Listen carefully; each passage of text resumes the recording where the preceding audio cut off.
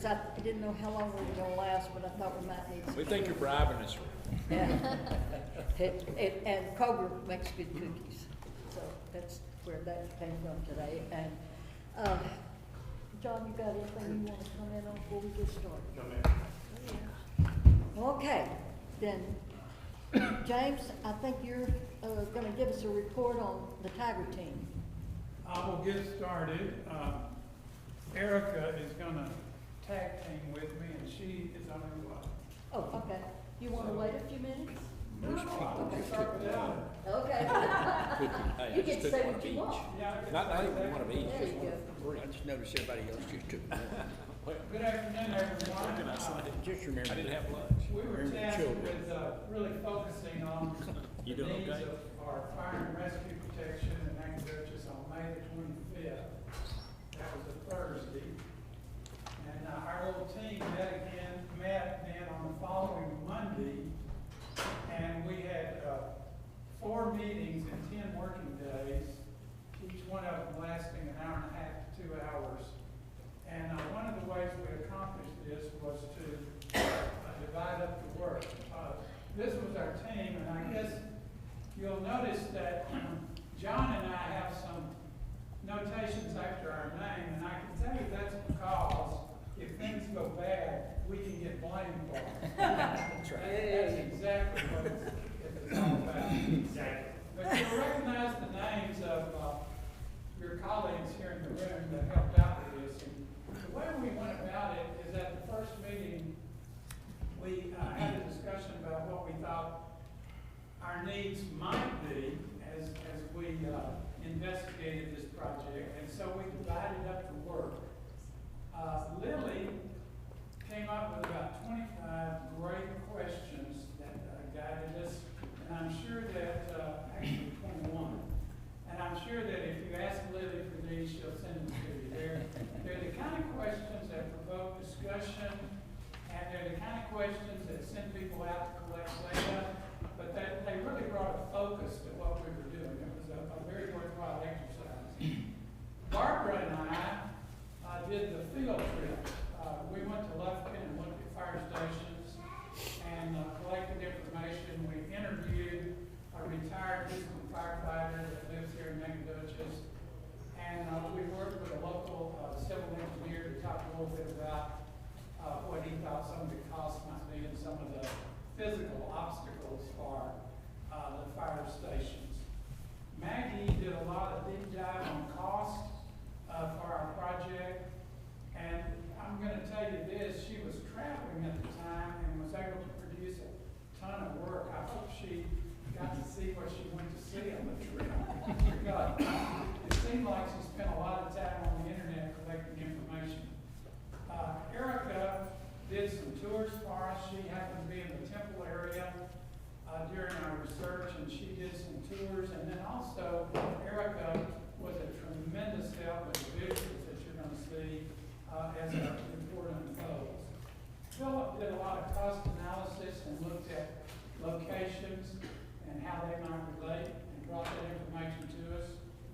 John Anderson also looked at locations and did some interviews with key people in the Northwest Ward. And then Brandy joined us kind of late in the game, but she was very valuable with her commentary and critique. So that's really how we divided things up. So here we go. Just as a little bit of background, this may be something that you recall from previous meetings, but we just Erica. Okay, yeah, sorry. This may be something that you'll recall from previous meetings, but we just wanted to put this in perspective. I need to say this first. If any member of our team wants to interrupt me or Erica, they should do so to elaborate on any of the screens that we'll have. Nobody else will be allowed to talk until we're done. And then we're hoping that all of this will provoke some discussions with the lead of the chair if we can move into that focus. Okay, with that as background. All right. I wanted you to recall that the city budget in Nacogdoches is about $28 million. And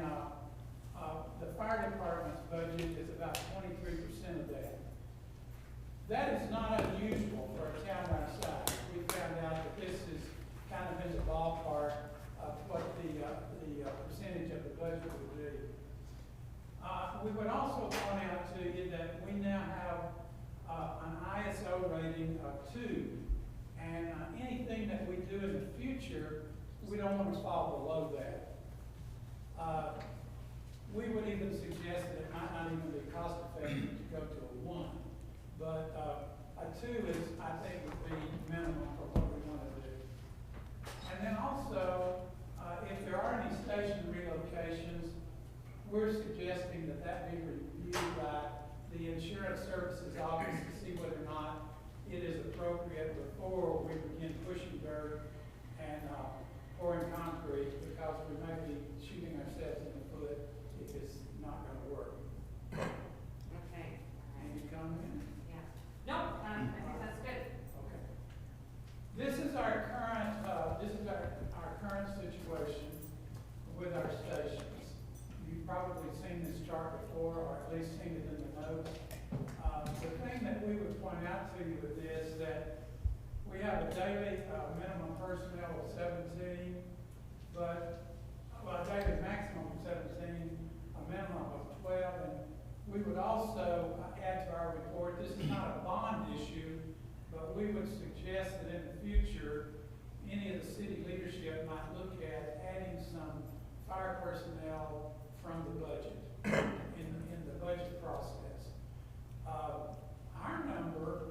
Our number may not be what the future city manager suggests, or even the battalion chief, but our number is somewhere in the neighborhood of 6 to 9, which would be pretty impossible to do in 1 year, but it probably needs to be looked at for the future.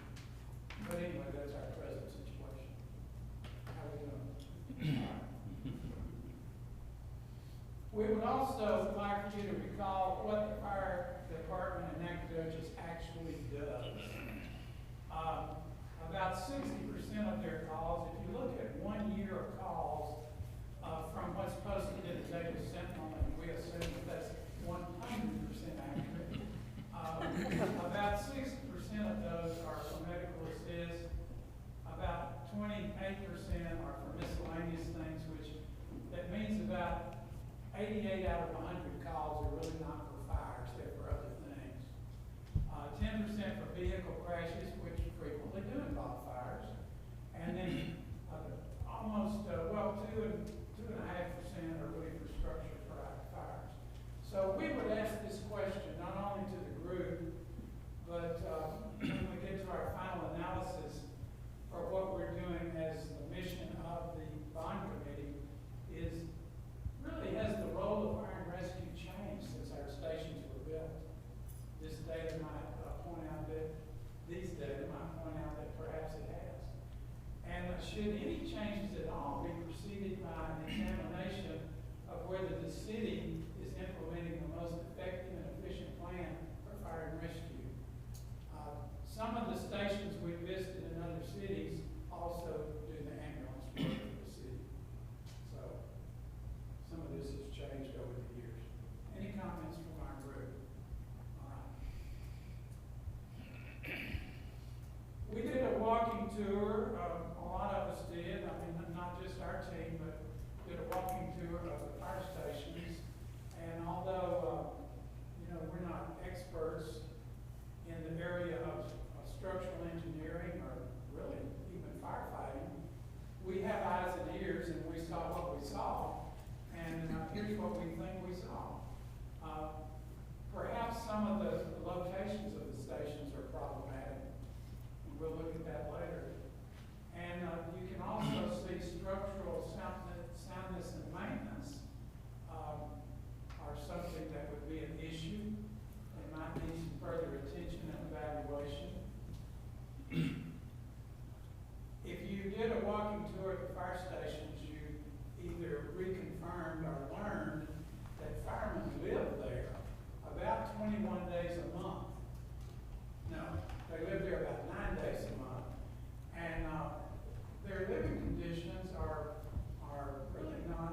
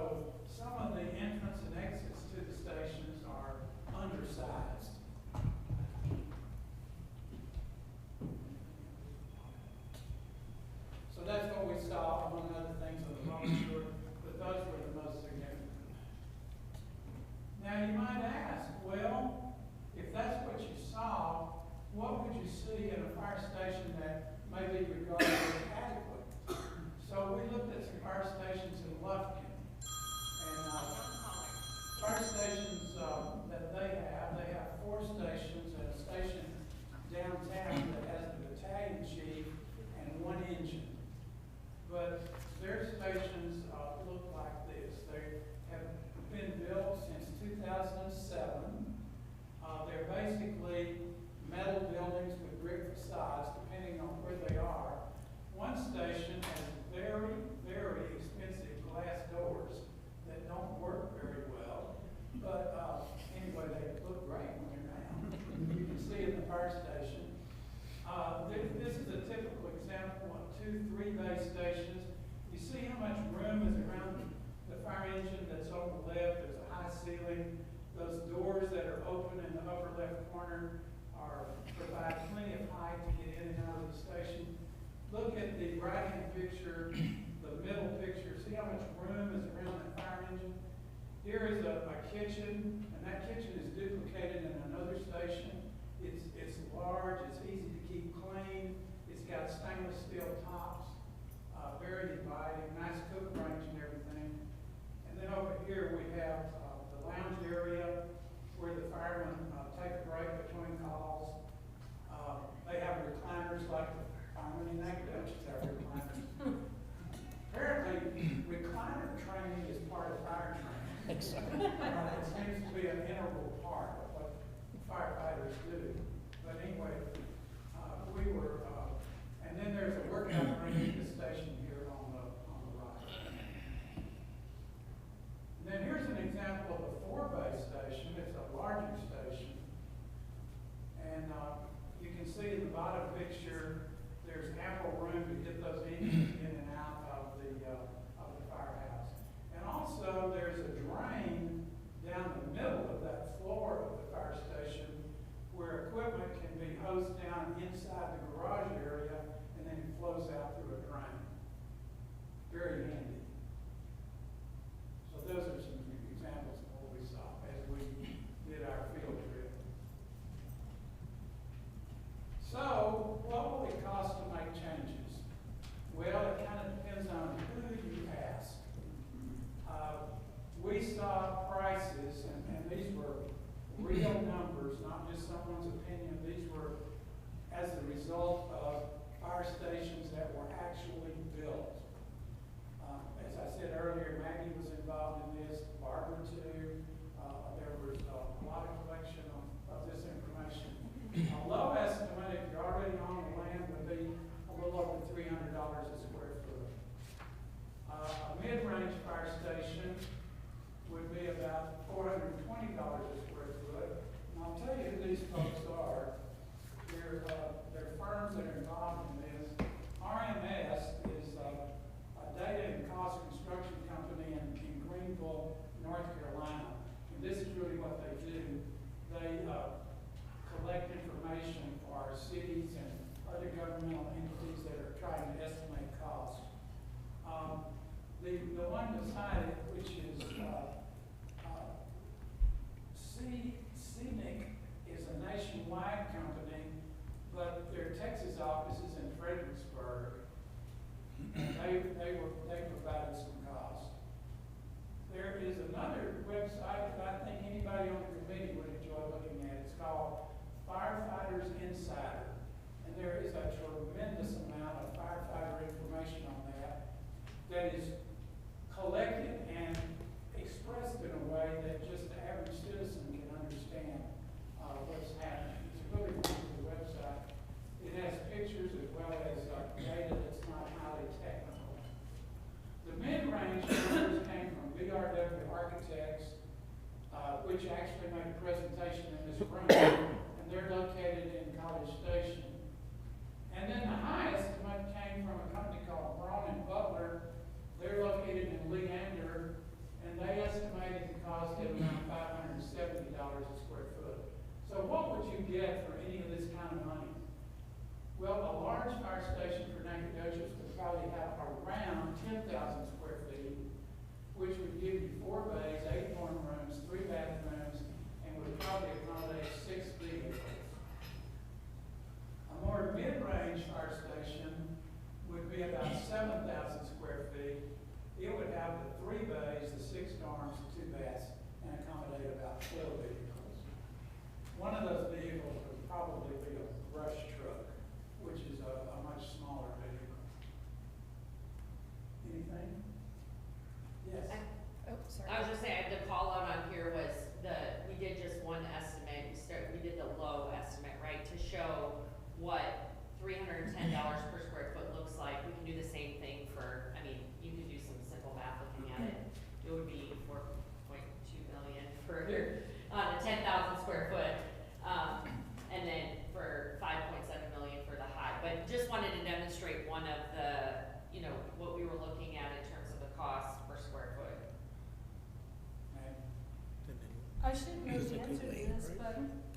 Does the 10,000 and the 7,000 square foot estimate allow enough room for the separation zones, the green, yellow, and red zones?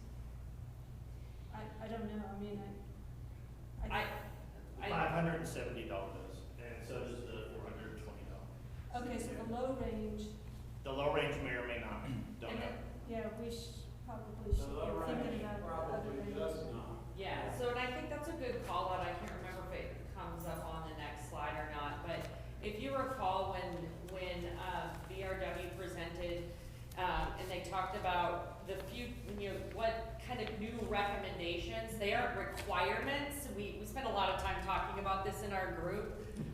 The requirements versus recommendations of when fire stations are built, which I'm sure everyone in the back of the room understands as well, that they've got the different zones, right? Hot zones, and being able to separate where the living quarters are from where the vehicles are, where you come out and take all of your equipment off. And so that's in the design, and BRW did a great job mapping all that out. So if you didn't get a chance to look at that in further detail, I would encourage you to go to the website where all of our content is and go and review it.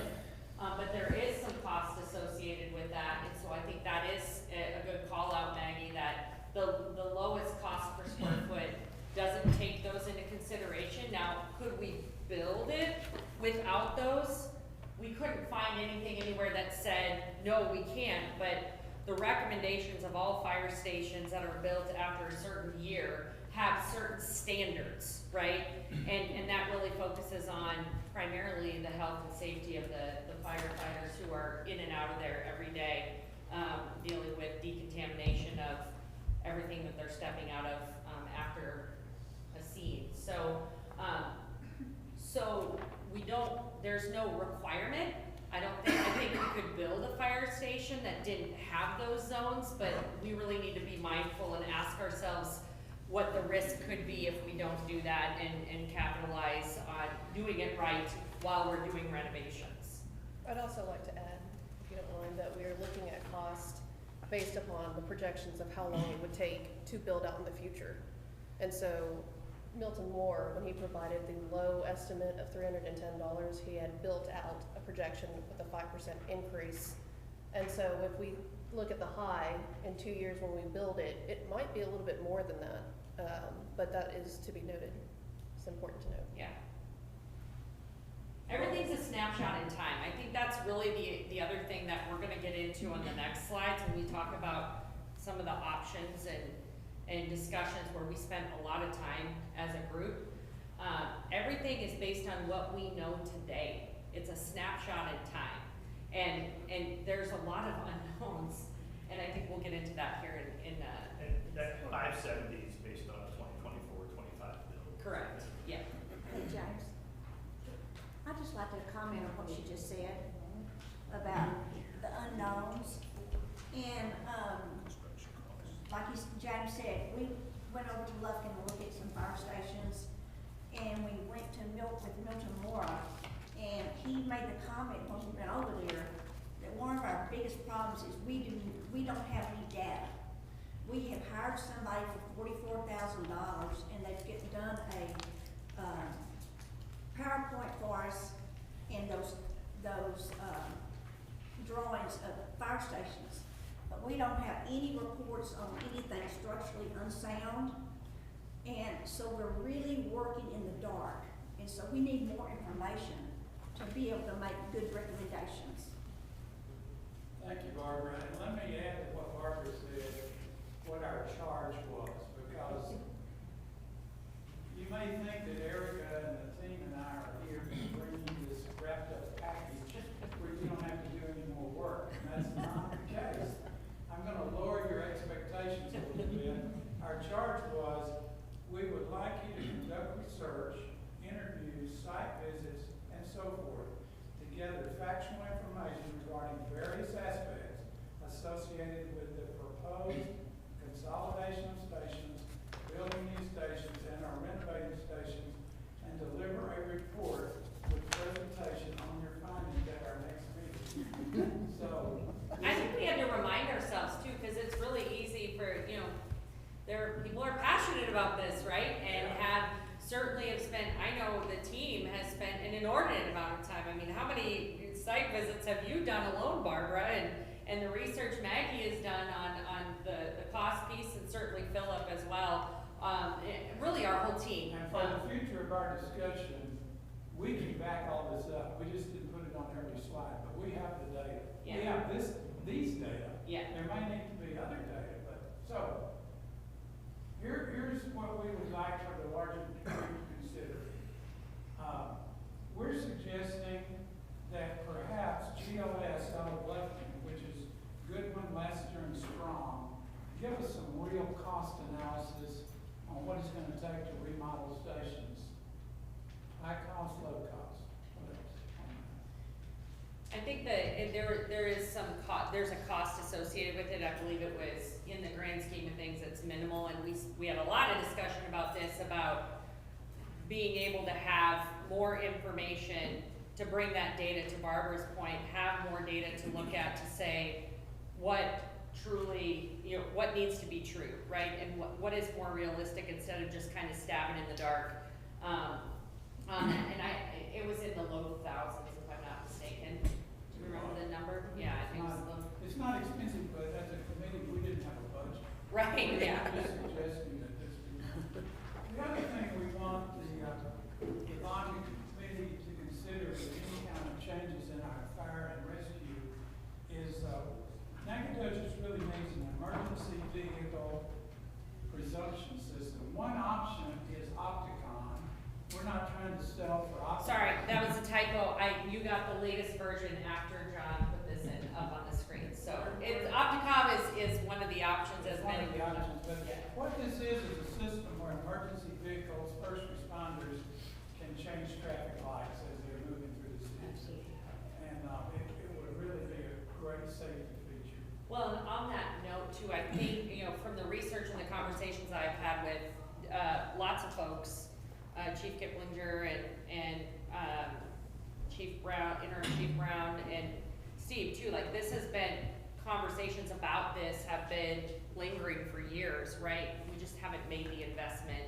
And when you start looking at some of the positive consequences of investing in this, that can help us with that ISO rating. If, there's a lot of unknowns, but if we are moving facilities, or if we end up moving facilities, there are parts, as Philip's research has shown, that the stem time could go down. And so we're gonna have to have a solution that says, hey, even if the miles go down, we're gonna have to figure out how to speed up the time, or keep that time within that 1.5 mile. And that's where this really becomes even more important. So the business case really is here to put that investment into that. Now, everyone, pay attention on this stuff. Please pay attention. Very controversial. Because our committee is not unified on this, but we are unified in presenting it to you. And that is, should we combine stations 2 and 5? And that's a question mark after that. Should we? But if we do, 2 being the one that's at Martin Luther King and 5 being downtown, okay. If we do combine those, and it was kicked around in our committee that might be one solution, but in order to do that, we've got to make sure that the northeast and the southeast wards have a consensus on this, because that's where they live. And there's gonna be a meeting on June the 26th, a forum for the people that live in those 2 wards to discuss this. The outcome of that meeting could be critical on whether or not this is considered further. Right, okay. Philip, do you have anything? The downtown folks too, right? You wanna Yes, speak the to that? downtown folks, and maybe even people on the west side. Yeah, I mean, that's the other But there's thing. gonna be a meeting to discuss it. Yes. Now, if we do move those, let's suppose that everything goes copacetic and we decide to move it. Then, we don't really have a fire station downtown, and one of the contingencies would be some kind of a plan to put sprinklers in the downtown buildings. You gotta look at that as an option. And that just means strategy on how to do incentivization, rebates, things like that to help people to put sprinklers in their buildings, because it's very costly to do so due to our ordinance of the pipe size that needs to go into it. And so if that is a matter of concern for residents that downtown will burn because of the lack of sprinkler systems, to find a strategic way to do so. So this is a combination bond and leadership issue. And then finally, going back to our second slide, if we do combine those stations, then we've got to make sure we keep our ISO rating. Any comments from the committee? Do we miss anything in this topic? I mean, there's discussion, right? And I think that's kind of where we go. It's a snapshot of time. So without more information, we didn't feel comfortable that we could make any further recommendations or options for discussion without getting that additional information and validating, right? So validating when we talk about the citizens, and we all agreed that how we message this, whatever we decide, how we message it really matters. You know, there's a lot of discussion about, you know, even when this, for how we all got to be here, and the information where people were adamantly against moving forward. Well, what did they know as their truth that made them make that decision?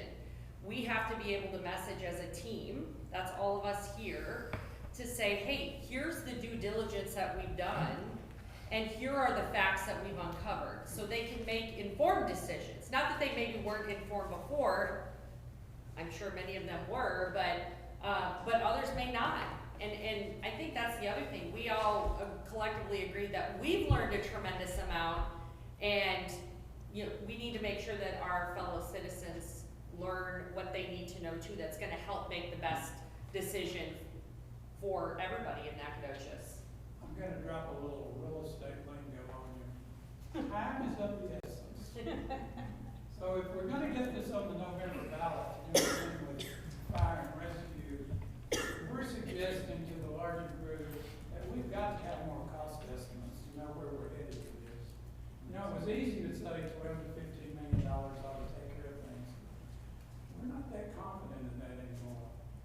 And we need to review the three options that are coming forward from the chief, the interim chief, and the city manager.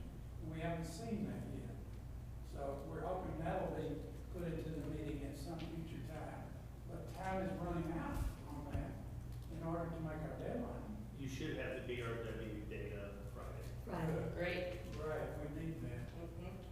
And we want to know what happens at that community input session. That's really important to know. And it's 8:30 in the morning, so I would encourage all of us to be there as well, if we can.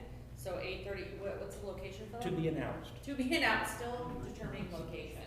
And so it's also gonna be, you know, we're gonna have to be prudent to make sure that we're getting the message out too, for people that we know in the community that, where this is a passion point for them, to make sure that they can come so we can have conversations, and we can, it's not only hearing their voice, but it's also to inform on all the research that we've done.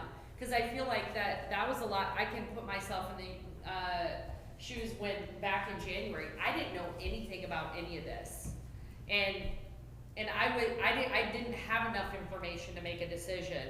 And so I'm thinking how many people are just like me, right? So I think we owe it to, as a part of our responsibility, to make sure that we're educating and just the facts, right? I mean, we all, it's been really, we have to remind ourselves that we have to set agendas aside and really try to make and we did, we had some really interesting conversations at the end of the day yesterday.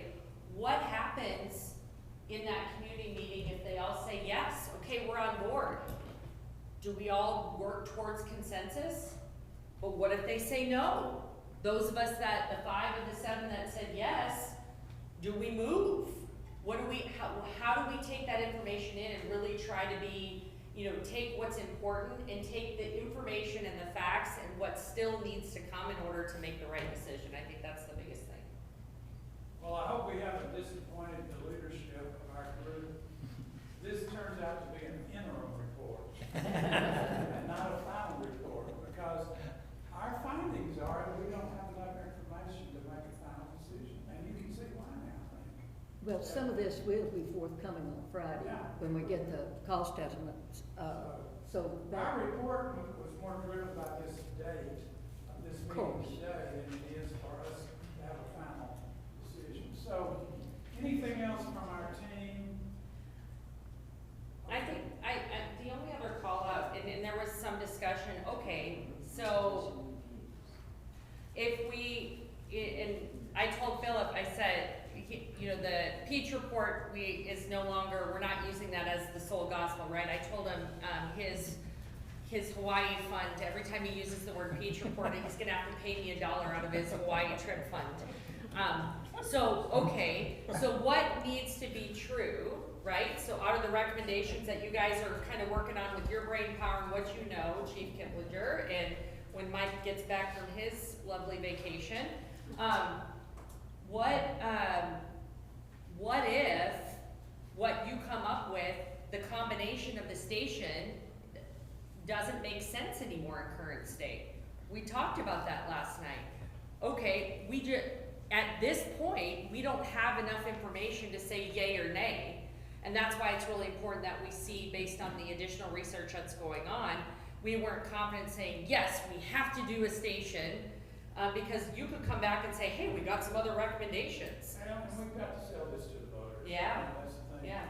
So I'm thinking that since this concludes what we have for today, should we turn to the general discussion back over to you? I'm thinking we should. yes, we would like, I'm sure some of us have questions that, and we'll begin by entertaining those. Thank you, James. Thank you, committee. Thank you, Tiger Team. That had to have been a lot of meeting time and a lot of road time and a lot of other things. Anybody have a question they would like to ask of the team or whatever? I do. Yeah. So I just joined yesterday, was my first meeting, so, one of my questions is, the Lufkin station was built 10 years ago, I think, or the newest one was built 10 years ago. 2013, is what you said yesterday.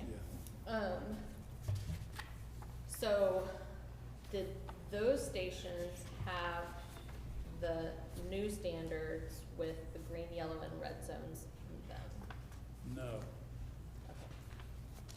And that was one thing that you brought, I think Barbara brought up, it was either Barbara or Dr. Stanley that said it wasn't really a point of discussion.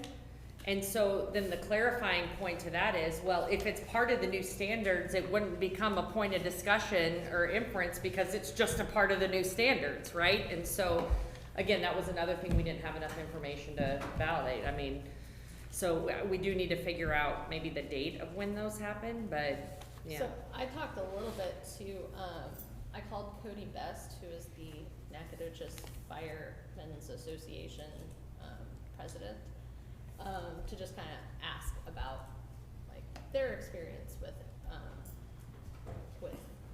cancer mitigation stuff. And he said, well, 80% of the Nacogdoches firefighters are part of this association. And he said that the changes that they've done to the fire stations and to their like procedures have happened in the last like 3 to 4 years. So not, you know, a lot of,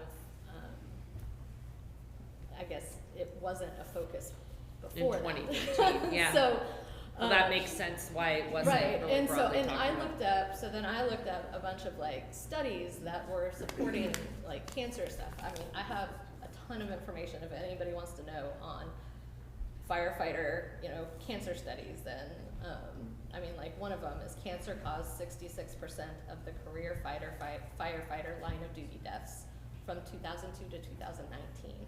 So that's a study that was done, and it concluded in 2019. So at that point, now we have information, which wasn't the case when the stations were built. So I also had a question for you, that you went to the Temple stations. Yes.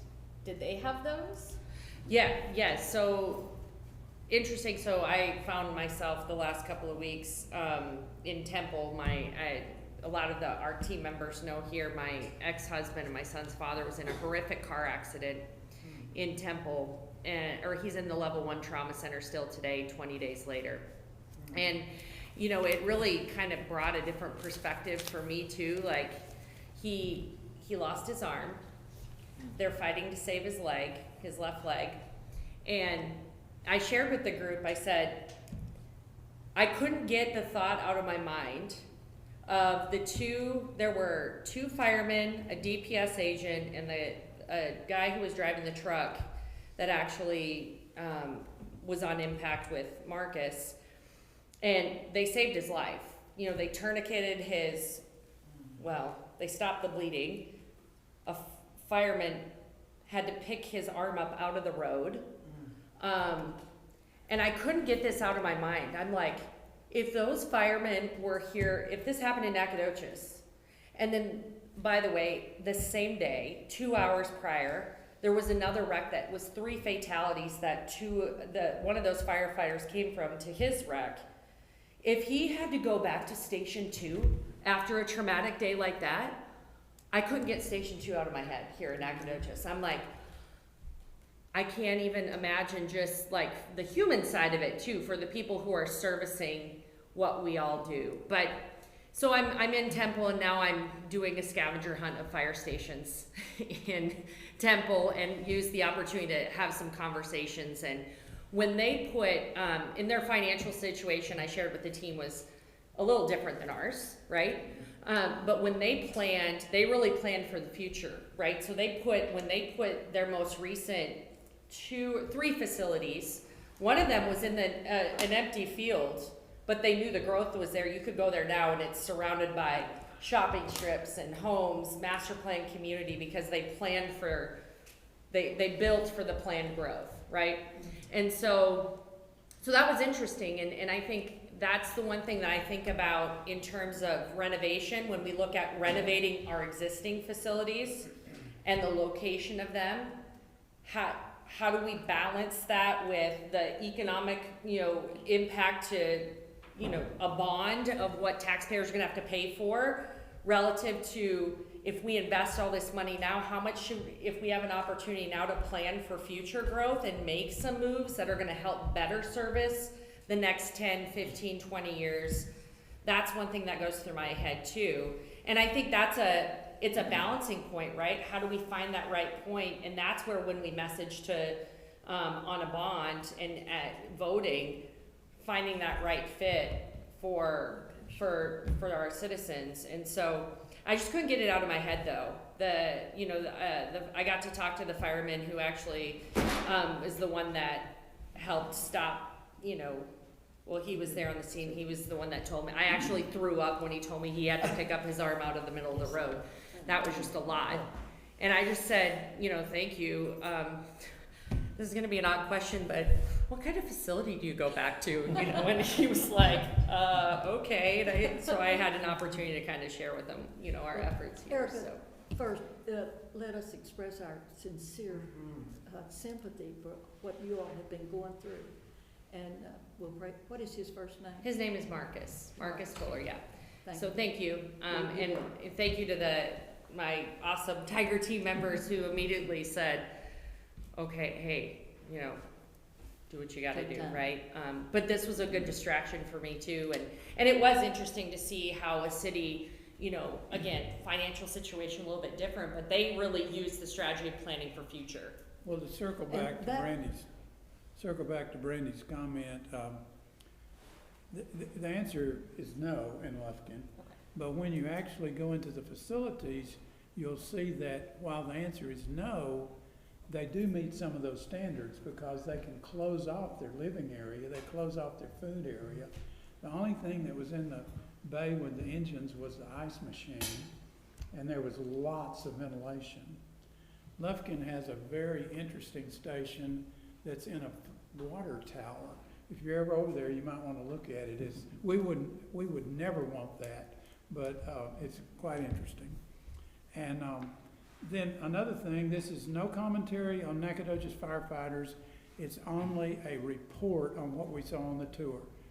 All of the Lufkin firefighters are paramedics, and because they run ambulances as well, so that gives them kind of a dual role, which I'm sure the firefighters were that did your rescue. Yep, and then the other thing too, and that's where there was going back to the point that was on one of these slides. Hey, has the situation changed from the first time fire? You know, is that something city leadership needs to maybe think about in terms of strategy, long-term? We don't know what's gonna happen with the hospital district and ambulances. There's a lot of unknowns there too. And so does it make sense to evaluate, hey, firefighters and EMS, you know, making that, we see it in our research in a few cities, that's the case where your firefighters are all EMS certified. We might want to see if any of the broader group has any questions. Were you done, Verity? For now. Hey, I do have a question in regard to, the Lufkin Market over there. Now, I'm assuming that they run everything through their fire department, of ambulance service, and, I mean, it's not split like us, And the right? ambulance service is a revenue generator. They charge for ambulance service. Yeah, exactly. Yeah. But they run it, it's not like the hospital district. We have the hospital No, district they that operates the operate. ambulance service, and we have city that operates the fire department, but there, they have everything combined in one, correct? Yeah, that's right. Okay, And they have a central dispatch like we do. I got you. The problem, and I know that there has been discussion between the city and the hospital district. When we talk about the hospital district, that's not citywide, it's countywide. So what you begin to get into is operating vehicles out of the city that would certainly have to generate revenue because local city taxpayers are paying for an ambulance service that is going into the county. But that is a discussion that I'm confident is being held at a higher level. Want to be sure all of you understand that we will have a cost analysis report Friday.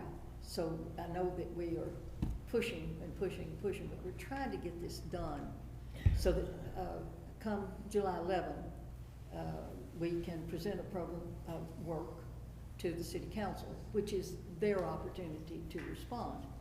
I did not know about the meeting that is set up with the We're North. still working on that.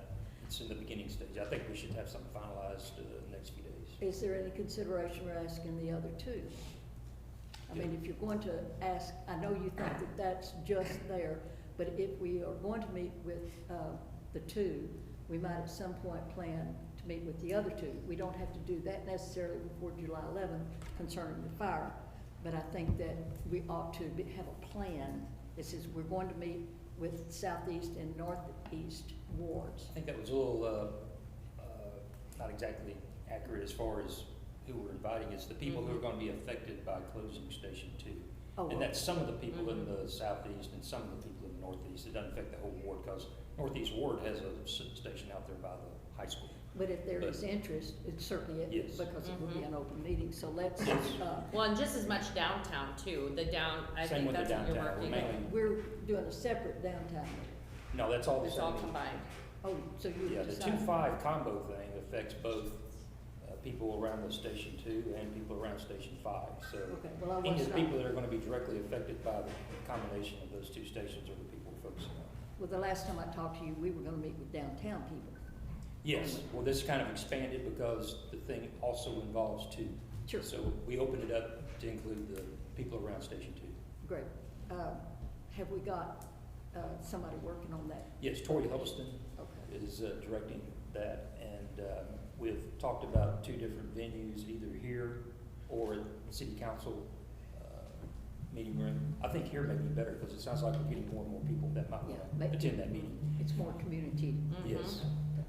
Ronnie? If you don't mind my asking, I'm just kind of curious that, you know, we're talking about this meeting, community input meeting on 6/26. So what are we gonna say is our proposal, at that meeting? I mean, are we gonna get into, you know, the detail of what y'all have proposed, the Tiger Group, or are we gonna, you know, incorporate a review of the 3 options from the fire department? I mean, how does that work? I mean, what are we gonna discuss with that group? How are they gonna know what the real deal is, I suppose? It's about the issues related to the combination Station 2 and 5. Okay, so more broad than, specifics as far as what that what that is, right? I think the idea and thought around that is being able to educate and say, okay, in January, when was the petition? When did you start? Was that January-ish? September's when it Okay, dropped. so, all right, so there was this petition, there was a lot of discussion, you signed it, maybe you signed it, maybe you didn't. This team was formulated, and this is an effort for us to start fact-finding and really try and connect some dots. So it's really just, as we were doing, presenting facts. Here's what our research has found. If you are affected by, if you're in an area that's affected by, this is something that is being talked about. It's certainly not it's not a full recommendation yet. But it's being considered. But it's being considered. And based on what you knew in September or January, and the information and research that we've done to now, here's what we've learned since January. More information for you to surmise and Erica, I don't think we understand. ought to do that. I'm gonna tell you what I think we ought to, and because I don't think going back to the petition is helpful. I think what your idea of having the I Northeast. just use that as an example. Yeah, but the Northeast and the Southeast wards meeting and that's excellent about the people that will be affected. But at that meeting, Ronnie, I would anticipate what we would do is say, it is under consideration with our committee to close downtown and the one on East Main.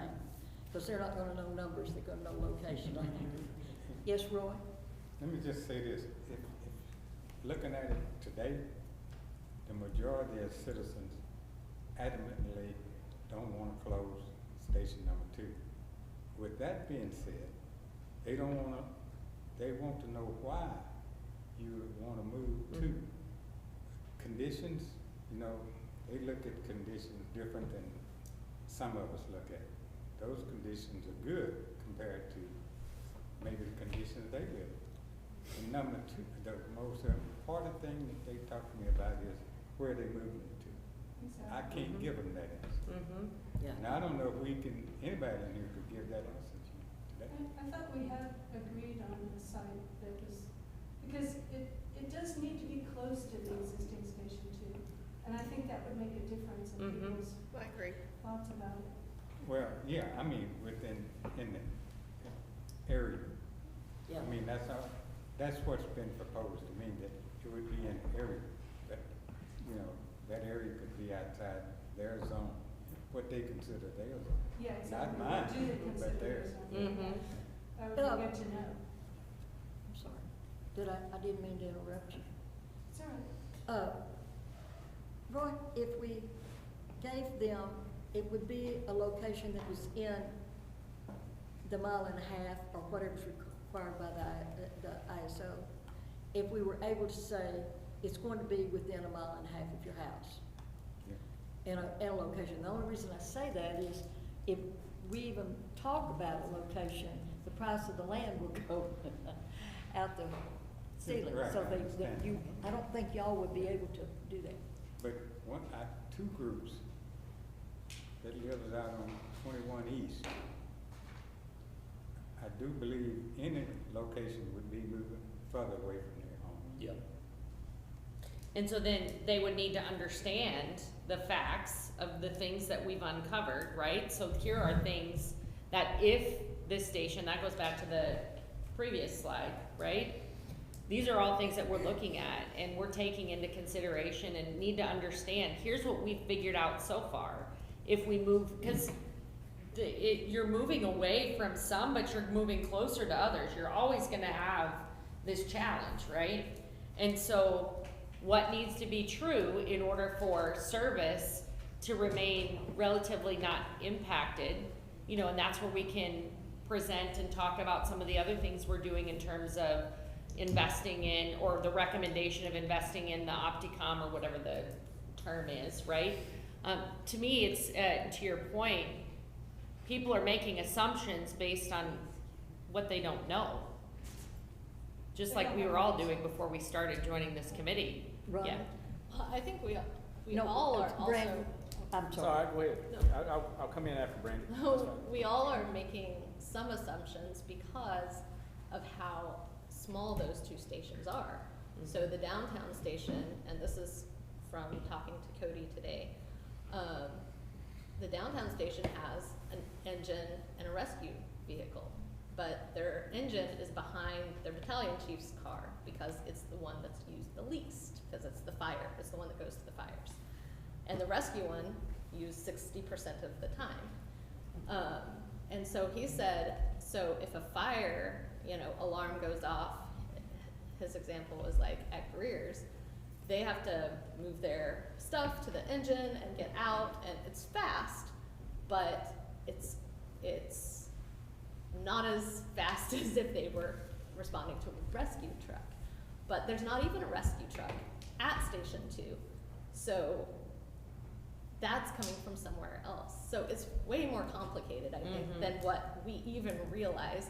And in his example, he said that their engine from downtown gets in front of Greer's, and the engine that is coming from Station 2 is like passing through University Light at that point. Like, they're close, even though downtown is 2 blocks away and the other one's a mile away. Like, they're getting there really, really close to each other. So it just is, it's more complicated than what we as citizens even realize. Yeah. Barbara, before that, Ronnie, did you? Yeah, well, what I was gonna say is, Mr. Bolden, your comments in regard to, there were a lot of people that were opposed, and I saw that too, not for this particular one, I'm sure there are out there for certain, but, when the school was doing their deal, Emmeline Carpenter was a hot button for sure, I mean, it was a major issue because there was speculation that elementary school was going to be moved to somewhere way away from, the neighborhood over there. And I think there was at some point, there was some assurances given that no, it's going to be within a stone's throw of where it is now, and it's going to maintain the name. And there were some things that were consistent, with what, the people that were objecting were concerned about. And that ended that issue. We were able to move forward with that and really got a consensus, from that committee because of that, but it did take some assurances because there was all types of things said that, hey, we're going to go over onto the other side of the city. There's going to be over on that side of the loop over by Lowe's somewhere. That's where it's going. I mean, there were all kind of things like that had people on edge. And so, look where it is now, out in the middle of nowhere. Well, the only thing this is my last little comment here, and that's regard to, and I appreciate all the work that's been done. I mean, there's been a lot of review work done, but I am very interested, to see, I think the real expertise that we have is with our fire chief and our city, interim city manager and our interim fire chief. And I'm really interested to see their options and their scenarios, because I have to trust to some degree that theirs probably has merit as well. And so I'd really be interested to hear from them as far as what their proposals are in comparison to what y'all's group has seen. Well, and that's what we said. I just We feel like can't I'm make lacking it. that, We can't do any more without hearing from what the experts have to say. Yeah. And I think when we get that report, Ronnie, on Friday, and then at our next meeting, or if we need to, we'll meet again before the next meeting. Can we get that report as soon as you get it? Before. Get what? Can we get the firefighters Friday report? I have no idea when we're gonna get anything from Mr. Kipling or Chief. I thought she's saying No, Friday. she's talking about the BRW architect report. Yeah. They gave us a PowerPoint and some Okay. generic schematics. Right. They wrote an actual typewritten report that Steve is gonna have on Friday. And that's gonna get. That's And different. it will be distributed to everyone. That's Yes. different than the Oh, 3 okay. recommendations Yeah, that we are need those. apparently, I know. We were afraid of coming up with something wildly different than they would. Yeah. And that would just really confuse the issues. Okay, We need that. just a minute, Lisa, I've got Barbara. Me? Yes, please, thank you, and I'm Okay. sorry. One of my biggest concerns about all of this is that when we first started, we, I read the Peach report, and I read it several times to try to understand. It's complicated. And one thing in there that was very clear is if we combine downtown and East Main over here, it's gonna do something about the distance between, whatever it was called, and it would probably be a requirement for us to build a new station on the west side of town. So we've said now we're not doing the Peach report, but the man who wrote that was an expert, or what they've said, he was an expert. What is gonna change about that requirement? Why is that gonna be different if we move out there? Why do we not have to do that anymore? So I feel like that we definitely need to submit this plan to those insurance people and see, we could do all this work and then find out we're not gonna be a two, and then we won't do it. So to me, that we need to do that quickly. Barbara, what horrible thing's gonna happen if we become a three? Well, I don't know. Well, but, I mean, that's something that y'all look at that as a committee. You know what, it might Insurance be rates. Insurance okay. rates. How much, Insurance well, rates. wait, whose 8%. insurance rates go up? And Residential. by how much? Mine 8%. doesn't go up, USAA doesn't care about the ISO rating, they look at my zip code. Yeah. They go, They look at nobody's zip house is burned in Catlands neighborhood, his rate's okay. Well, Also, So, but I'd just the- like to say that I'm we- just concerned that we're making the ISO rating, it's important, but it's not the huge booking. Most of the state of Texas has an ISO rating of 4, and everybody seems to be getting along on it. well, Is it better to have a little bit increase in your insurance premium annually, or have your property tax rate go up? Well, you know what, I'm okay with that, but from the beginning, that has been made an issue that was, they said so important. So I'm just thinking, maybe it's not so important? And who's they? You're talking about the city? Well, no, I mean us, I mean, I thought that we've got this, report, we've made a two that was supposed to be great, and so we didn't want to go backwards. Well, maybe going backwards is okay, I mean, I don't know. But when we all reviewed the ISO report in our subcommittee, and it's driven by lack of, the points that were deducted were driven by lack of personnel, not anything to do Yeah. with distance, There distances. was also a distance thing. Well, it's a time response actually, but that's where the Opticon would really help or whatever. Yeah, whatever. But, and if you look at the national distribution of scores, I think it was 0 to 10, and the Texas distribution, we're at A minus, maybe an A, you know, with a 2. Very few communities had a 2 and even fewer had a 1. So we're doing really well with what we've got, which is kind of surprising. The sky's not. But it's based on, most of the points we lost were based on personnel issues, not. Yeah, but you're not talking about location. combining 2 and 5, which will change things. And I did want to point out that if we do combine 2 and 5, I've heard a lot of discussion about we need to plan for the future and growth and all this. Well, that's moving backwards, because then we're gonna have 4 fire stations. And right now, with 5 fire stations, we're short probably 6 to 9 firemen. Well, if we go down to 4 fire stations, we're gonna take the firemen from station number 2 and distribute it around the rest of them. We're not gonna hire any more firemen. Is that how it So, works? Is that how it that's works, exactly Chief how it's Keplinger? Who So- said that? Yeah, is that how that works? Yes, that's what they said. The plan is that this will be a stopgap measure so that we don't have to immediately hire these people.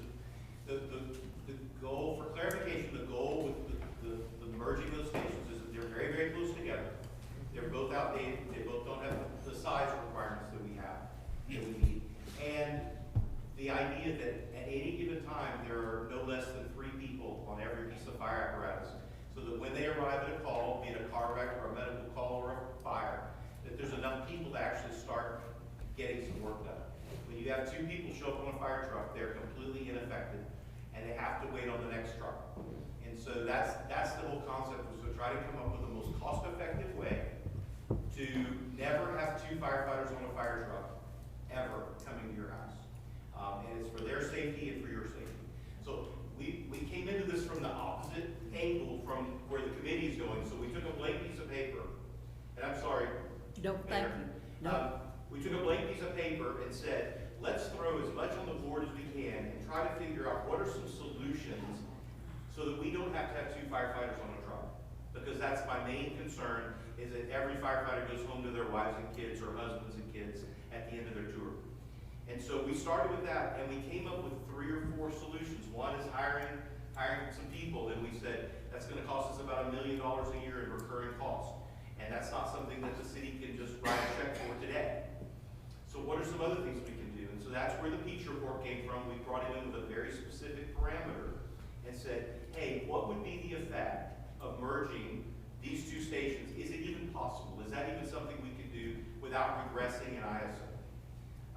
And so that report was written with a very narrow angle, saying, hey, this is one of our ideas. Would it even be something that, should we even go down that road? And that's where we started this process many years ago. And that's what got us here today. So what you're doing now really is reverse engineering that. When we started with a blank chalkboard and some blank paper and designed something that we thought might be palatable, and now we're going backwards. So we're on a staff level, we're trying to make sure that we fulfill all your needs and get you the information you need and that you want. Just understand that you're backing into this, and we went a different, the path of how we got here is a little different. Does that make sense? So again, if you combine the two stations and distribute the staff from station 2 to the other stations to bring, that in my opinion is going backwards. We're down to 4 fire stations with the same number of firefighters. I think we should remodel the existing fire stations, maintain our 5 fire stations, and hire 6 to 9 new firemen.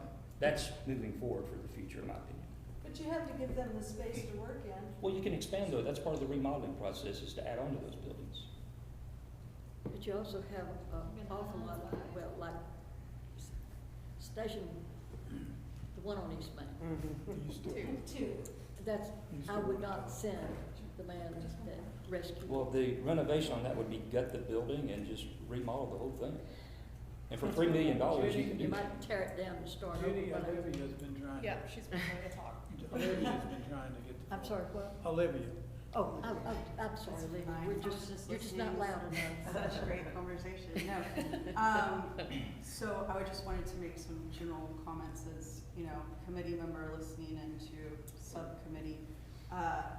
First, wow, thank you, all of y'all, for all of your work on this and kind of diving into the smaller things that I think we all had these lingering questions in one way or another, so it's kind of like, thank you for bringing this up and bringing it forward with as many answers as you had, right? Every time we revisit this conversation, sometimes I feel like we're spinning our wheels as a committee, and it's not because we disagree so much. I think it's because everyone is perhaps a little shocked at the job description of a firefighter. I don't know how to say that. But I'm glad that we do know now. Any conversation, whether it's remodel a fire station or build a new fire station, comes with a cost, and it comes with a cost to the public.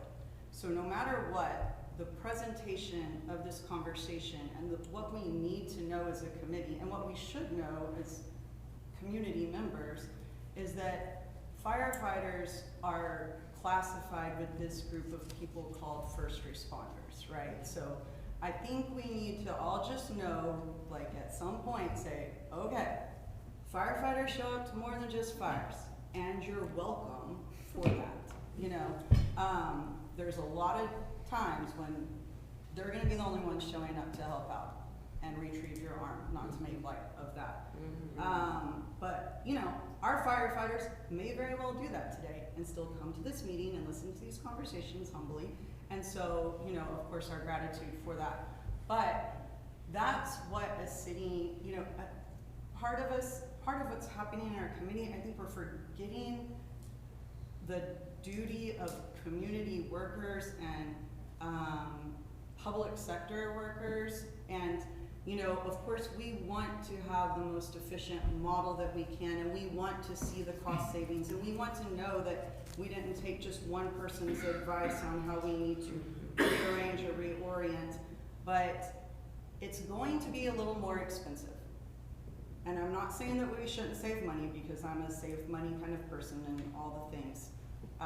But it's going to cost more money to make sure that the right amount of people show up when you need them to show up, or your cousin, or your grandmother, or whoever it is.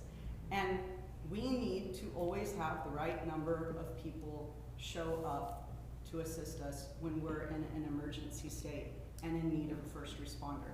So that being said, maybe the answer is consolidate, maybe the answer is consolidate, build new, maybe the answer is refurbish, and I think that's what y'all are diving into.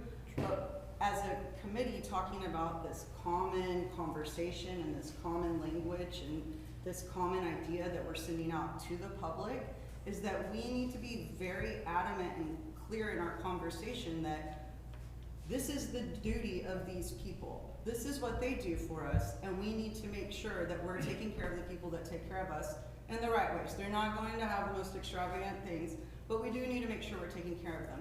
And there's planning for the future, Philip, I agree with you, and also with you, Erica. You know, there's the planning for the future of what does this community look like in the future, and do we have more people, and are we going to need more fire stations, and like that. And then there's also, I think these two messages are crossing as well, where when we spend the money to improve, do we meet the bare necessity, the bare need? Or do we go with something in the middle, or do we give them the fanciest things we could give them, right? And those two conversations need to be independent of each other. If we, however we improve, whether we build new or we refurbish, if we do it to the bare standards, we will put ourselves in the same position that we're in right now. So there is this idea of building for the future, not necessarily building for the future size of a community, but making sure that the next time we're able to host a bond election, or whatever it may be, that we're not in the dire straits type situation that we're in right now. And I think that goes for all of our capital improvement needs as a community. And we need to stay focused, and that needs to be one of the guiding lights. And we drift away from that with these small little tidbits here and there, but I know that they're important. And just, I'm trying to like make sure I tag all these things because I don't want to talk too much. But whenever it comes to where are fire stations built for a different type of fire and rescue in 1950 than 2013, I think it's fair that the answer is absolutely yes. And I think that the way that you got to work in 1954 is a different way than you get to work today in 2013. So yes, absolutely, they were built for a different time. And that's where this building for the future comes into play, right? Like, we all learn new things. So our goal, I hope, as an advisory committee, is find a way to bring us up to par with a little bit of edge, so that, again, the next time we have to call for a bond election, hopefully it's not under the same level of pressure or community regression, etc. So those are my comments, and thank you. Yes. Okay, I'd like to actually comment on a couple of things too. One, I agree with Olivia, because if we're going to build a new building, we need to be forward thinking. And we need to actually invest that money that we're spending on a bond election to be able to show the community, this is what we are building with your money, because we care about our first responders and because we care about the future of what our town looks like. And that echoes the sentiment about Erica, about planning for the future and what's going to be surrounding that area. The second thing I'd like to say, to echo for Mr. Bolden's ward, is that we shouldn't allow our wards to feel like what their conditions are enough, because we care enough about your ward and its citizens, our citizens, to be able to give them more. And so if we moved a location, I genuinely believe that the east side of Maine, which extends downtown and is something for our future planning, should be kept on the east side, where we were originally planning on doing that in our original thoughts and discussion with the Peach Report. I'd like to tag on to that for just a second, Sure. because I also made a note about that. Mr. Bolden's comments in itself, I think, give us a very sound picture of the value that our community understands is inherent in the firefighting system and our firefighters and our first responders in our community. You know, whenever he was saying people in his area are concerned that they're gonna move the fire station away from his area. People in your ward are concerned that it would be on the west side of town, or where, you know, wherever it's going to be separate, is already a testament to a community understanding where we're constantly sound like we're concerned if this is a hard sell to people. Now, the people who vote versus the people who don't vote, that, you know, that is what it is, and we will work around that when we get there. But as far as, is there a known value by the citizens? I think Mr. Bolden's comments on location in itself are already a testament to that. I So, agree. just tagging on to you, Lily. Thank you. And then Yes. Oh, I'm sorry, go ahead. I'm not done yet, I'm so Yeah, sorry. no, go ahead. I think that our job is to present facts to the community and let them make their decisions because they are the voters. I do not think that we should be giving them our personal opinions of what each individual believes, but just to present that data so that they can understand where we're all coming from. And so when we ask these questions to the public, we must not be leading in our questions. We cannot lead them to an answer because that is the general issue that we have along with polls, why data can be skewed, because that's, when it comes to a bond election, that is the purpose of a bond election. Does the public agree with what we are presenting? Our job as this committee is to word that bond correctly, find if we're going to be purchasing land for this, actually find where that location is going to be, how much it's gonna cost, and give you the factual data. And of course, while we're having meetings, us as a team to be there, to be in solidarity and show them we're unified in trying to make the best decision for you guys by actually making this effort and committing our time to presenting all these facts to you.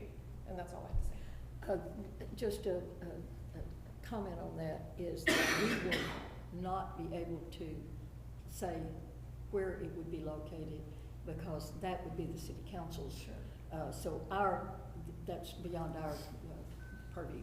But what we can do is make recommendation that it be located within a certain amount of distance or time, not distance, time, from the east main station. I think that's going to be a part. The only other thing I'd say is, y'all, we don't want to build 20-year stations. We have got to build 40-year stations because we're going to turn around twice. By the time we get those stations built, and there are cities building stations, and they say they're 20-year lifespans. I'm sure y'all ran into some of that.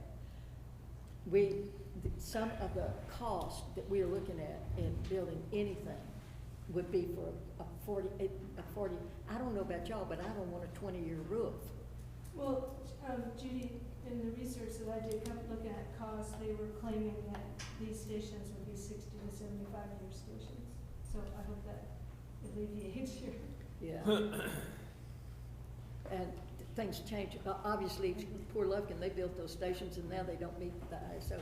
James? I just wanted to follow on to what Lily pointed out. I'm guilty of this myself, so I'm gonna confess. I think our decisions need to be data-driven. I think they need to pass the test of common sense. But sometimes I felt like if we get enough data, nobody can argue with us. And that's just not the case. The enemy of good is perfect. And we're just never gonna be perfect with this data. You know, we need to get what we can get, but at some point, we've got to pull the trigger on this. I'd like to see it on the November bond election, but I'm not sure we're getting there. I think we probably are going to be challenged to do that on July the 11th when we go before the council. Yes, Ed? Ed hadn't spoken yet. Yes, Ed? I have a concern. We're talking about building fire stations or remodeling them, and we really don't have a cost of what it's gonna cost. I mean, don't have an idea of what it's gonna cost. I'm a big believer in prototypes. I mean, for the things that we build, we can't use estimates. We have to build prototypes. We build parts for airplanes. You can't just build a part, put it on a plane, and hope it works. You gotta have some history behind it. Well, we're pitching these costs and things out, but the city doesn't have a real good track record for estimates. We've had projects in the past that go somewhere from 10 to 15% over the cost that we tell the citizens something's gonna cost. And we're not gonna be able to, we're doing big time stuff here, we're not gonna be able to do that. Now, just consider something, you can pitch it out or don't discuss it, whatever you want to. We're talking about 5 stations, possibly 4. Why don't we build a prototype? Why don't we take the worst case scenario station, remodel it, and see how far we are on our estimates? I think we'll really be surprised. And what we're gonna do, if we run out of money, what are we gonna do? Where are we gonna get it? Call Ron and say, Ron, we're gonna need another $20 million, you know? Okay. Thank you, Ed. Yeah. Somebody else had, yes. Well, this might go without saying, maybe you all already feel this way, but knowing what we do now, that long-term exposure to these carcinogens that are picked up at the fire and are often on clothing and equipment rather than in the air, so it can't just be solved with ventilation. I hope that, or I don't think I could support something, whether it's renovation or new building, that doesn't provide that zone separation. And I was interested too in the design that was presented that included the fitness room, so I looked, and that is also one of the new standard best practices. So maybe in talking to the fire people and finding out how they feel about that, maybe if we really have to cut costs and we need more room for additional personnel, maybe that's something that could be tweaked. But I just hope that we all are willing to commit to the future health and safety of the firefighters with the zone separation. What if we came up with the priorities with which we are gonna make the decision as a committee? Because that will help us, I think, if we come up with like the priorities, like for instance, what Maggie just said, her personal ones are, like mine, because it's the firefighters' wish, like that's their main thing, is not having 2 people on a truck ever, is what Cody said. He said, Yes. that is the number one, 100% of the people say, we don't want 2 people on a truck ever. And so, I think we should come up with priorities, like what is the most important thing for our decision.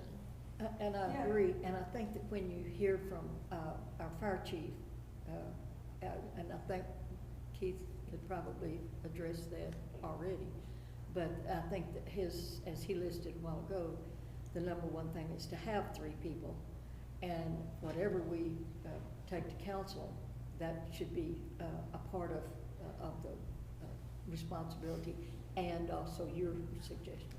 Yes?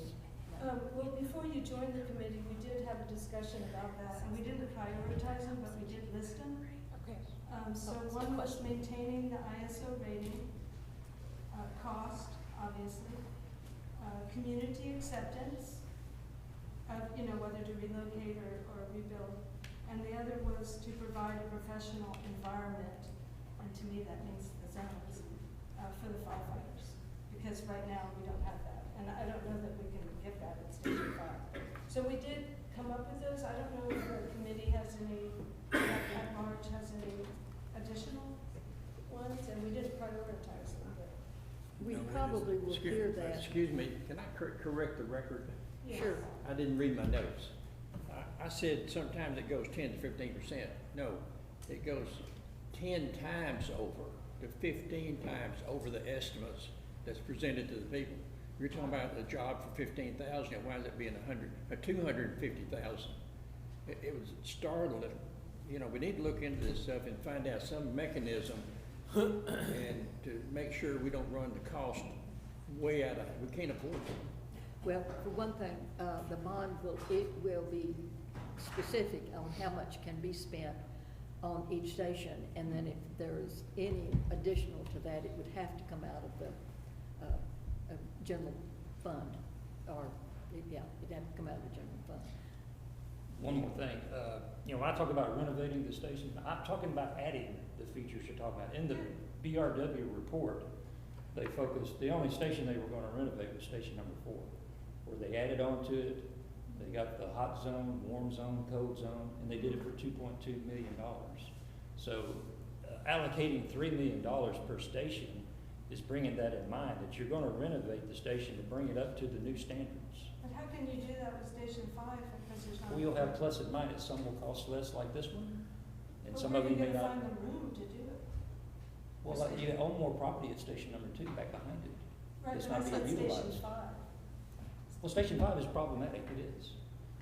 So and that's why we wanna have someone like GLS come in and do an assessment on it. Each one would have to be done, as far as assessing it, is it cheaper to renovate than build new? Those are the kind of questions that can be answered by someone coming in and assessing that, and look at each one individually. Station number 5 is difficult, but the other ones for sure can be remodeled and renovated, brought up to standard. Olivia?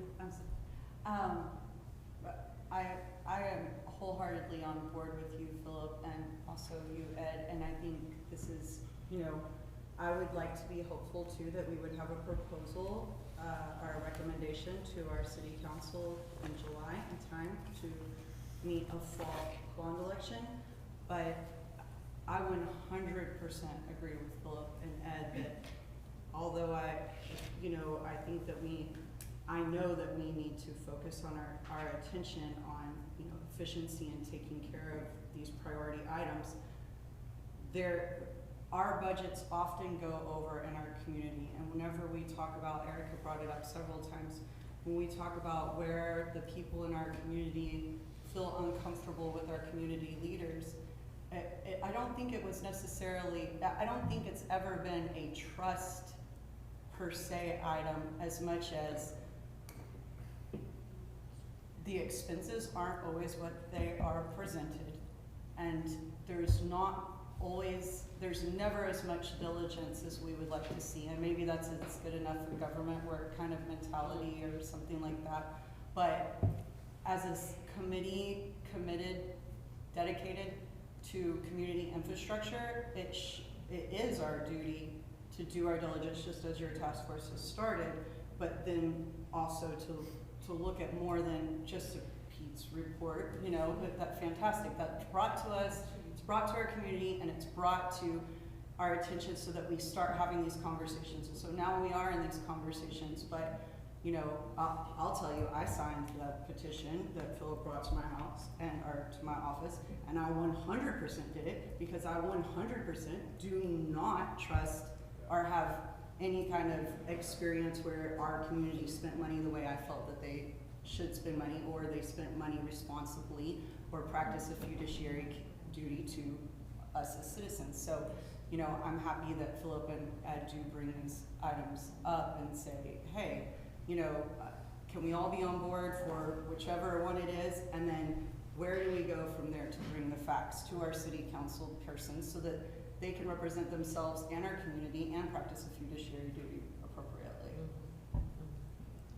Ronnie, I think you were. Well, this just gets back to what I had said a minute ago in regard to, I'm not sure, what are we gonna hear from, you know, our fire chief and Yes. Keith and In those, fact- when are we, I don't wanna just see a report, I mean, I'd like for them to talk to us. Yes, no, they will be talking to us. When is that gonna happen, Judy? We're just now looking at, Don't know. I have no idea. I asked to get a peek at their report prior to our last meeting, and it's just not ready. Yeah, Unreal. so, only thing I would say is in regard to Ronnie, on that. top of that, is you're talking about, I'm having a hard time understanding, you have Station 2 and Station 5. Those are two different animals. They've got different equipment at both stations. Your grass fire trucks are at one, they're not at the other.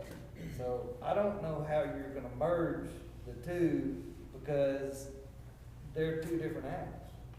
that's a good question for the I mean, fire I guess I'm interested in them telling us Yeah, that, John. yeah, I And agree. so I think we've made a lot of, we've gathered a lot of information and some good stuff. You know, we've looked at this and we've got some ideas of things that we wanna see. But I'd really be interested in listening to, you know, our fire department tell us, you know, what their plan is, and then let us see if there's a way to take what they have and maybe tailor this some to get something we can all support. Well, And I don't think that's know the what that intention. is. It's my understanding that interim fire chief is out of the country, which is causing the delay, Yeah. right? So that was a pre-planned, that's something that we couldn't control. Philip, did you share with the group, I don't know, cause I did miss a meeting, about the meeting that you had with them to talk about these 3 scenarios? Maybe that's a good update to give to. John can probably reiterate the 3, that came back. They have 3 things that they're going to work on. One is a renovation of all the fire stations with a cap of 15 million. So As like a renovate- scenario. Yeah. That's scenario 1, renovate 1, 2, 3, 4, 5. The next plan is what the Chief Kiplinger called the modified renovation and move, and that would be modification or renovation of 3, 4, and 5. So renovate 3, renovate 4, renovate 5. Move station number 2 to another site, and move station number 1 to another site. And then their third option that they're going to look at is a 4-station plan, which is get down to 4 stations, combining whatever 2 stations you want to combine in your head. But the 4-station plan, the reason this whole combined 2 and 5 is, as they have said several times, it's about people. We don't have enough firemen. If anybody's house here catches on fire, every damn fire truck in Nacogdoches is coming to your house to squirt water on it. You're gonna be lucky if the first one gets there at the right time, depending upon where you live, what time the fire is, or where they're eating lunch or dinner in their fire truck. I mean, we've got a fire, I don't know if Chief came with a fire truck or not, but I mean, we are so limited on firemen. Every place they go, they have to take a fire truck. So the whole ISO time, how far you are, how many minutes, we ought to really base it off of where the fire truck is at any given moment, because they have 0 flexibility. But that's the basis of this plan. So I think that's good for you to know that that discussion was already started. The plan is for them to come present that, and that's why we were saying too, like, maybe, you know, how much effort do we really put into saying, yes, we have consensus about combining 2 and 5, because they could come back and say, hey, now we're looking at some assessments here, so I think there's a blending that could happen, but we won't know until, Mike gets back. Yeah, and I would just add this, it's really important for us to come up with a final plan that everybody here is supportive of. If we don't do that, we have very little chance of getting this thing passed. It's just, it's not gonna happen. So we've got to work to a consensus with our group as close as we can, and it makes sense. And we've got a lot of good information that y'all have come up with, and we're gonna have a lot of good information that our fire group is gonna come up with. And maybe we can take that and blend it and come up with a plan that everybody here says, okay, I'm on board with this and I support it. And then we can roll it out to the community and get, you know, and make it right, you know, and make it something that everybody can get behind and pass. Yeah. Otherwise, we're not gonna be successful. And I would think that it's past just making a recommendation. We wanna make a recommendation that can be successful. No, agreed. We just are at the point where we Yeah. can't even give anything more than what we have based on what we have at this point in time. And I would just final with this, if it takes a number of meetings before we get there, however often that is, I'm all for it. You know, I'll devote whatever time there is for us to get this plan right. I think he I just would go a volunteered for the step tag further, team. Ron. Yeah, that's right. If we do get the fire on the bond, I think it's iffy at this point, but if we do, and the fire goes down, I think most of the bond goes down. And the what is? If we get the fire proposal on the bond election, Yep. and it goes down, I think the rest of it will go You down. could be right about that. You could Yeah, I be, think and that's that's why we've got to have a solid plan. We've got to have a solid plan that everybody supports. Yeah, it doesn't matter if there's John? Yes, ma'am. Definitely gotta be on Is the firefighter report going to include cost estimates? Or Oh, is it yeah. just- I think they're not disputed anyway. It's not No. gonna, No, they're just gonna say what they would like to do. I mean, the cost estimate data, Votes or something. yeah, they're guessing within $15 million, and they're gonna guess they can, Not because they're avoiding it, it's just they don't see, taking care of the finances. they're gonna guess what they can do to renovate 5 stations with $15 million. $310 a square foot or $570 a square foot. And we're not gonna really know until an architectural firm gets hired. They do all the stuff, and we look at cost estimates, and oh my God, concrete prices just went through the roof because the limestone plant in someplace else caught on fire. I mean, you don't know. Okay, this is probably a ridiculous statement, but if we can't come to consensus, is it possible to put both options on as separate bonds and let people vote on one or the other? I mean, they would vote yes and no on each one. That would be up to the council, Yeah. and I don't think they're going to want to do that. I don't think you do it that way. Well, I wouldn't think you would either, but, Yeah, I I don't think that's an automatic no. okay.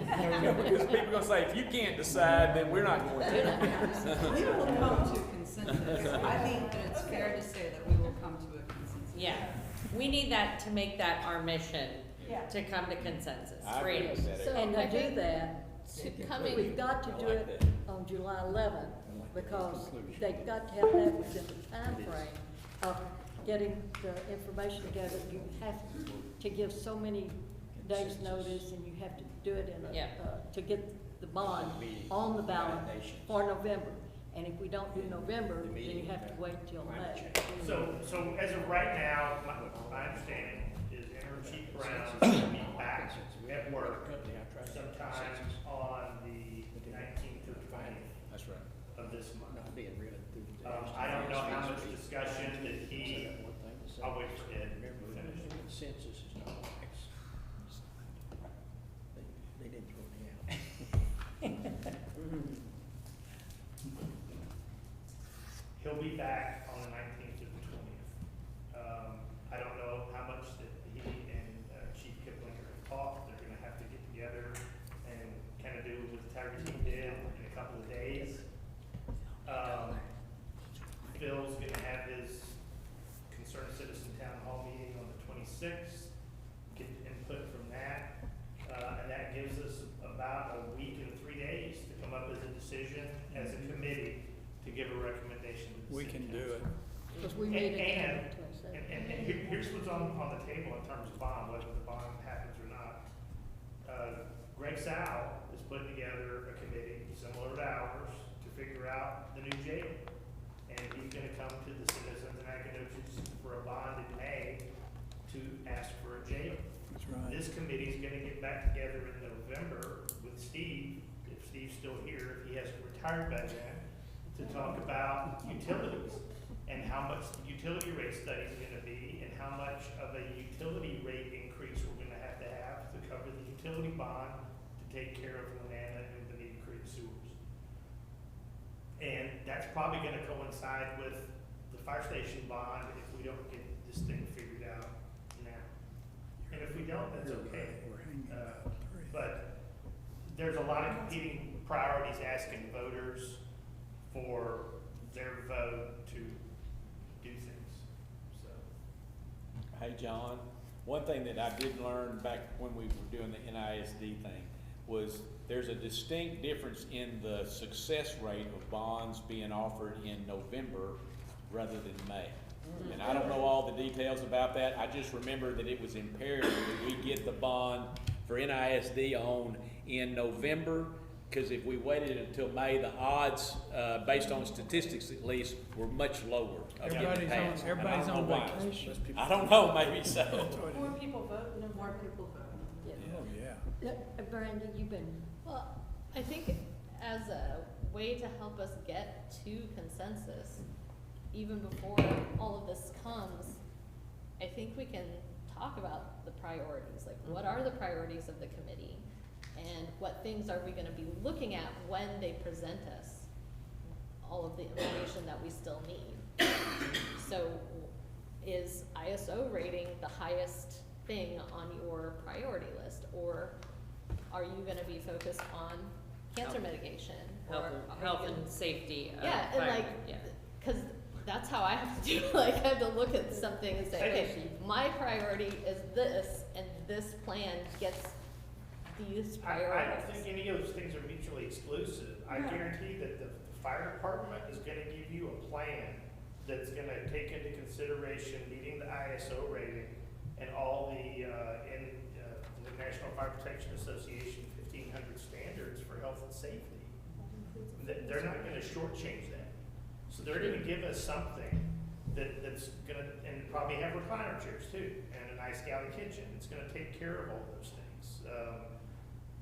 So I don't think, we need to start grading them on, how big is your hot zone or cold zone, because they're gonna have that, and then they're gonna hire an architectural firm that's gonna actually design it, and that's after the bond's been passed. Right, but like, one of my concerns is if we choose to renovate all stations, then we also, the city would have to hire the 9 firefighters to bring that up to Right. so like, when we're just looking at that, just that basic information, Well, I for think me, that, renovating all 5 stations I think is that will lower. come, and that's a good question, from the fire chief and, the city manager. I really do, I think those are really good, say, okay, in what you are bringing to us, is that included? And we can't say that, yea or nay. Sure.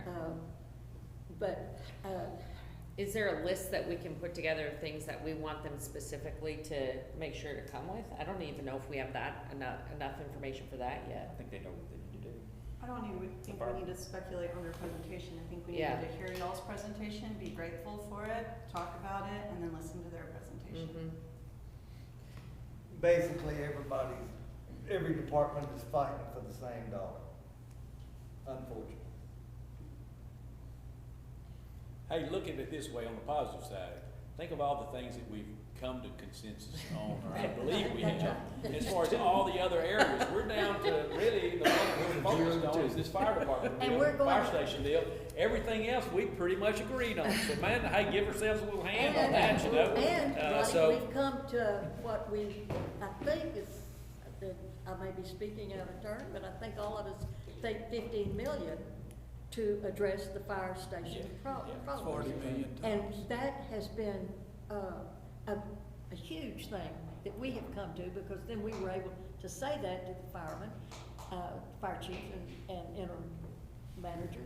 And then they are going with this list to say, okay, if we got 15 million, these are the choices of how we can spend that. And then when they present that to us, then we will have a better idea of, how well we can agree with. But what the art of compromise is what we're all gonna be faced with. But I'm gonna tell you, if McCarty and Biden could sit down and solve $1 trillion budget together, surely to goodness, 20 of us can make that happen. I'm totally convinced that at the end of the day, none of us gonna like all of it. I cannot imagine that we're all gonna approve all of it. But with the reality of the 15 million and the needs and how those are addressed are going to be the most important thing we do here. And I have a council member who says, I don't want a 20-year program. I need a 40-year program, because I don't want my son, who's now 2, to have to face what we're facing today. And that's what we're talking about. What we're gonna do here is change the history of the world. So with that, it's 4:45. Anybody got anything else they wanna bring up? I do. Okay. I'm disappointed for those that weren't part of the Tiger team, why they didn't ask us why we're named the Tiger team instead of the Jaguar team, or the Cheetah team. And, I think John can explain a little bit about why we're tasked, but I think it's actually a military term, is that correct? Yeah, it originated Good in the idea. Navy back in the 1940s to solve really complex engineering challenges. And then it was co-opted by NASA. So when the Apollo 13 space disaster happened, formed, when the Apollo 13 space disaster, you know, when the spaceship, I think that was 13, that got stuck up in outer space. Lucky number 13. They formed a Tiger team because the idea is you get a bunch of really smart people together to look at complex problems from lots of different perspectives to come to some form of consensus or potential solutions. And I think that the team did that with providing us some data to form some potential solutions. Well, I wanted to say thank you for coming up with that and tasking us to do that, Yes, because ma'am. I do believe in a short amount of time we accomplished a lot, so. I agree, I Yeah, appreciate good. everyone's work. Yeah. And the way we came up with the people was we took the 4 chairmen that you all had worked with in groups, and then we added a couple of people that we felt like had some strong opinions and also some data that everybody else didn't have. And so we, I know that Barbara had talked with Milton Moore, as I had, and I really wanted Barbara on there because of that interaction. And Philip has been doing this and gathering data and going through all of it for a long time. So that's how we came up with the team.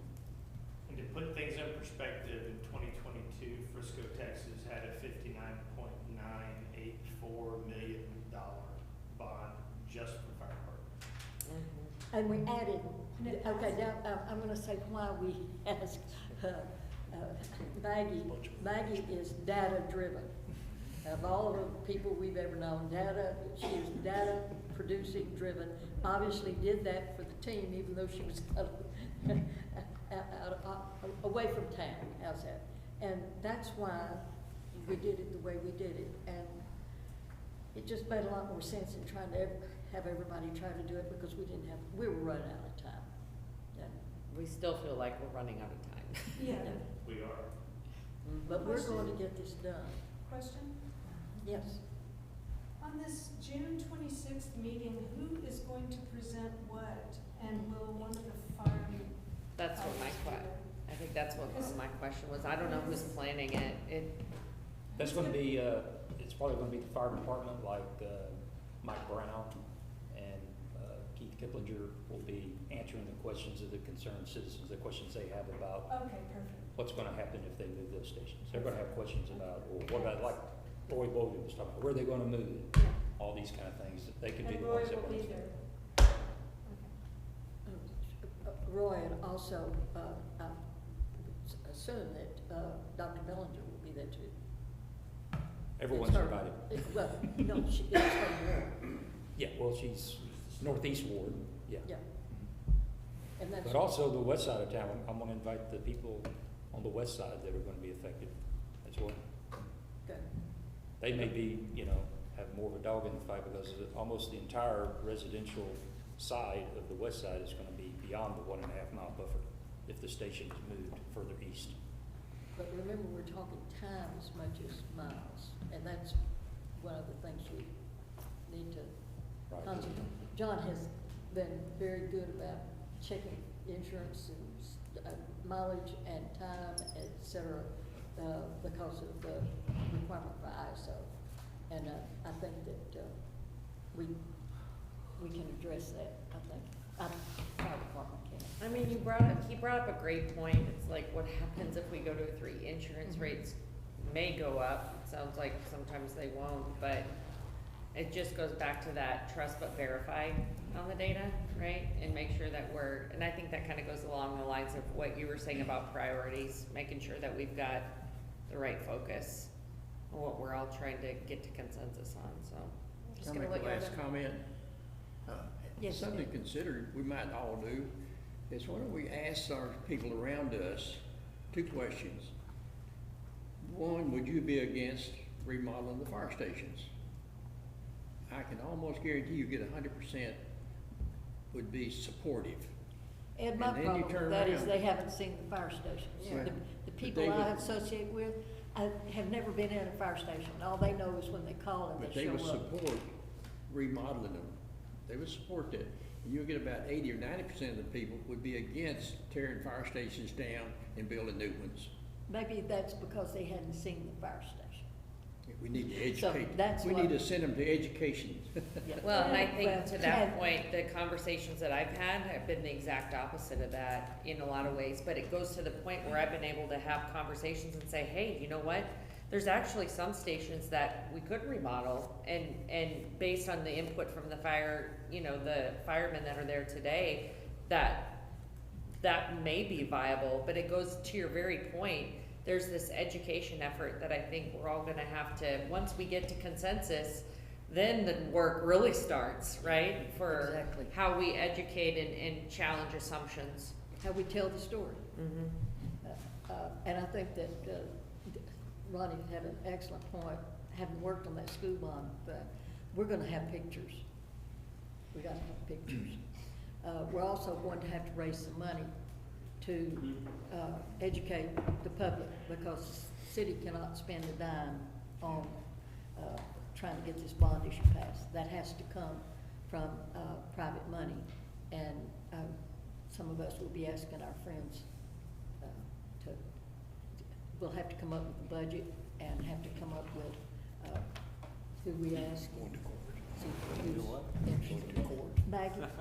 I just wanna say that, regardless of what we come up with, I'm gonna support it 100% and make sure that everybody that's in my little sphere, supports it, or at least that they know why they should support it. Thank you. Yeah, I agree with that. Me too, cause I've learned so much from everybody. I think that's what our role is, To be Yeah. unified. And we're doing something for them, and we're doing something that's big, and now we're arguing about the details, Yeah. So, I'll make that Yeah. commitment with you, Maggie. thank you, because I may not be here. So anyway, just telling you now, I support it. Any other questions? Anybody comments? Whatever. Thank y'all again. Thank you for the road business and Thank you for the clippings. everybody. And we will probably be contacting you for an additional meeting before the next 27th.